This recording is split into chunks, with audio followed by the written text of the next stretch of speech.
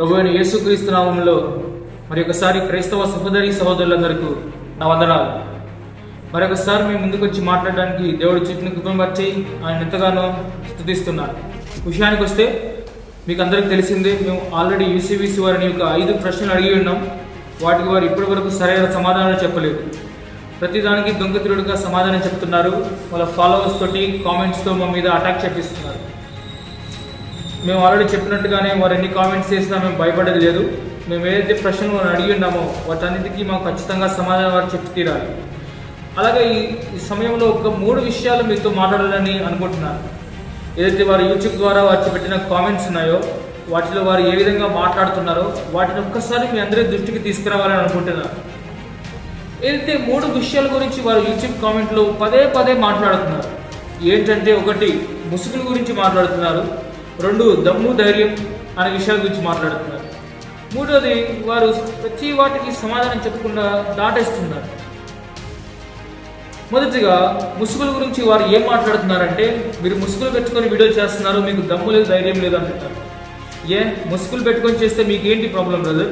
ముసుగులు పెట్టుకొని వీడియోలు చేయకూడదా? అసలు మాస్క్తో మీకు వచ్చిన ప్రాబ్లం ఏంటి?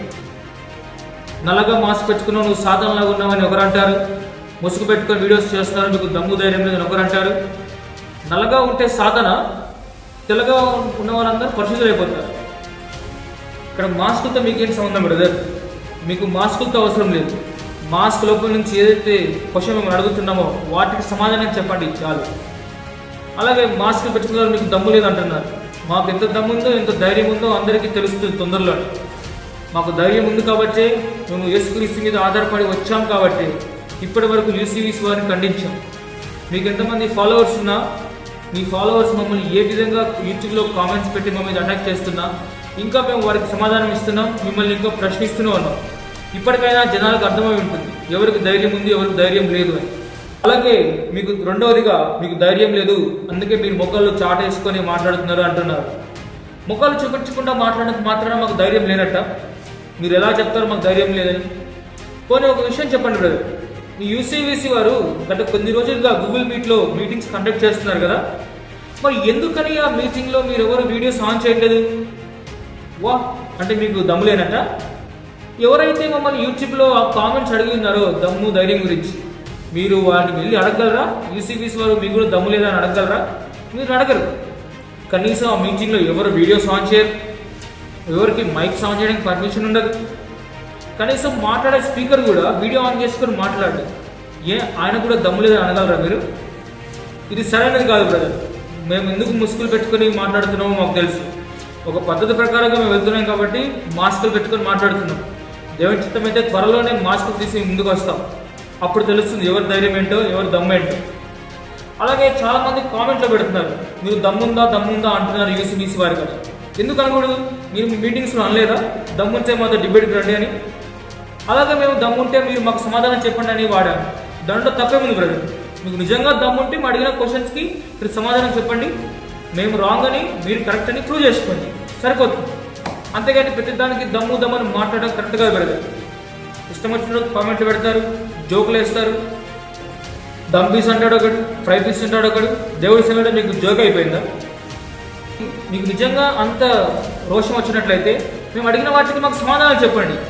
సమాధానం చెప్పడం చేతగాక ఈ దొంగ తిరుగుడు నాటకాలు, ఈ ఫాలోవర్స్తో మా మీద అటాక్ చేపించడాలు ఇవన్నీ ఇప్పటికైనా మానుకుంటే మంచిది బ్రదర్.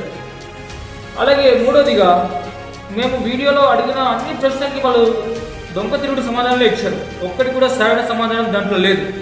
ఒకసారి మీరు వెళ్ళి కామెంట్ చెక్ చేయండి ప్రియులారా. మేము ఏదైతే ముందు ఒక 5 ప్రశ్నల వీడియోలు చేసిందామో వాటన్నిటికి వారు ఏదో సమాధానం ఇచ్చేసాం, డిబేట్కి రండి అని అరుస్తున్నారు. డిబేట్కి వచ్చి ఏం చేయాలి? ఒక 4 గోడల మధ్యలో కూర్చొని మీతో అరవాలా?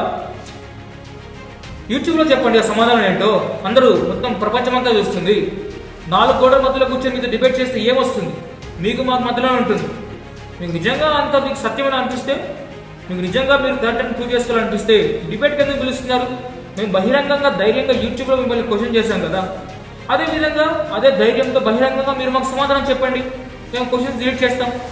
అంతేగాని ప్రతి దానికి సమాధానం ఇవ్వకుండా ఇష్టానుసారంగా మాట్లాడుతూ దొంగ తిరుగుడుగా సమాధానం చెప్తూ డిబేట్కి రండి, మీకు ధైర్యం లేదు దమ్ము లేదంటే తెలుస్తుంది బ్రదర్, ఎవరికి ధైర్యం లేదు, ఎవరికి దమ్ము లేదు, తొందరలో తెలుస్తుంది.